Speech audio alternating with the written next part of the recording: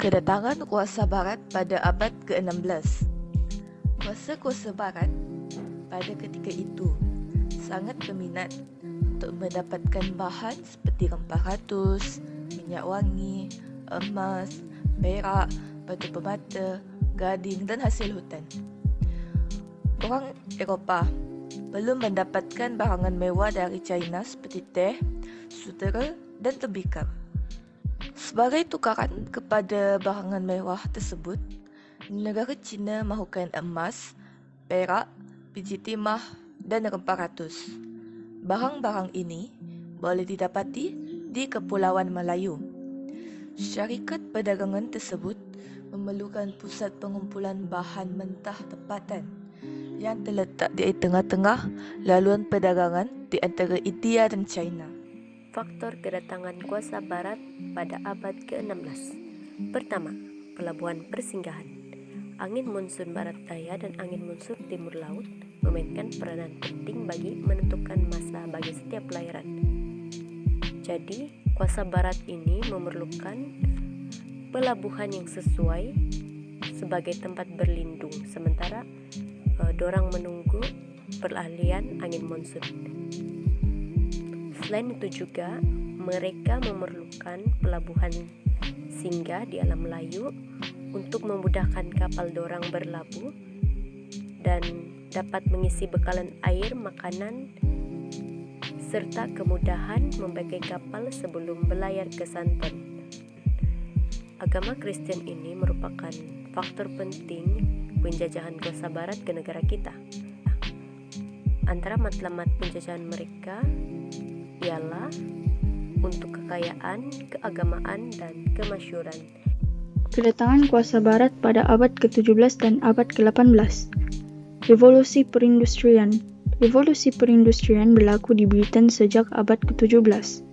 Menjelang tahun 1870-an, negara-negara Eropah lain seperti Jerman dan Prancis menjadi negara perindustrian seperti Britain.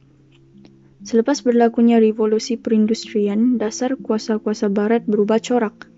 Mereka perlu mencari pusat perdagangan dan menguasai tanah jajahan yang dapat membekalkan bahan-bahan mentah bagi keperluan kilang perusahaan mereka secara berterusan. Revolusi perindustrian membolehkan barangan dikeluarkan secara besar-besaran.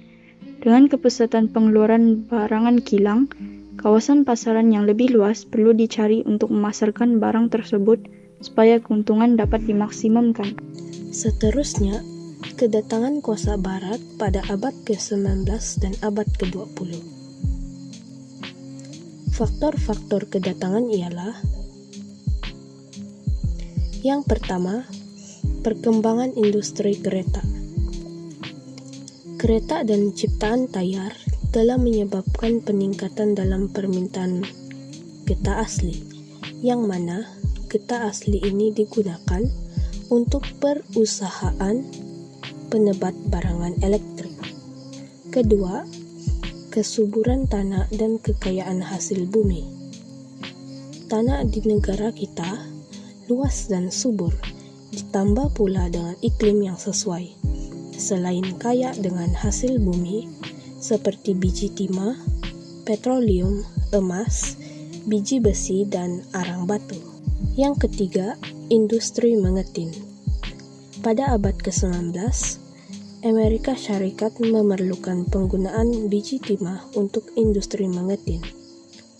Kesannya, hal ini menjurus kepada permintaan dan kadar harga biji timah di negeri-negeri Melayu yang mengalami peningkatan. Pembukaan terusan Suez. Pembukaan terusan Suez menghubungkan pelabuhan Said di Laut Mediterranean dan Suez di Laut Merah telah mempercepatkan urusan perdagangan. Perdagangan di antara alam Melayu dan benua Eropah semakin bertambah dengan pembukaan terusan ini. Ciptaan kapal web. Kapal web dicipta pada abad ke-19. Kapal web dapat membawa muatan yang banyak, perjalanannya lebih cepat dan menjimatkan kos. Penghantaran barang perdagangan menjadi semakin mudah dan murah. Persaingan kuasa barat. Wujud semangat persaingan kuasa-kuasa barat seperti Britain, Jerman, Prancis, Spanyol, dan Amerika Syarikat dalam kegiatan menakluki kawasan atau wilayah di luar Eropa. Mereka sanggup berperang untuk mendapatkan tanah jajahan. Kuasa-kuasa barat menganggap semakin luas tanah jajahan, semakin tinggi sanjungan yang diperolehi kuasa-kuasa barat itu. Perang Amerika Syarikat Spanyol di Filipina. Ciptaan telegraf. Ciptaan teknologi telegraf membolehkan ahli perniagaan di benua Eropa dan Amerika Syarikat menghubungi ejen atau wakil mereka di Tanah Melayu dengan cepat. Penglibatan Tanah Melayu dalam kegiatan pasaran dunia antara bangsa semakin penting. Ini ialah gambar usaha memasang kabel telegraf di Lautan Atlantik menggunakan kapal. Slogan beban orang putih. Kuasa barat juga berhasrat untuk menyebarkan tamadun dan pengaruh mereka ke seberang laut. Mereka menggunakan berbagai slogan untuk mewajarkan tindakan mereka.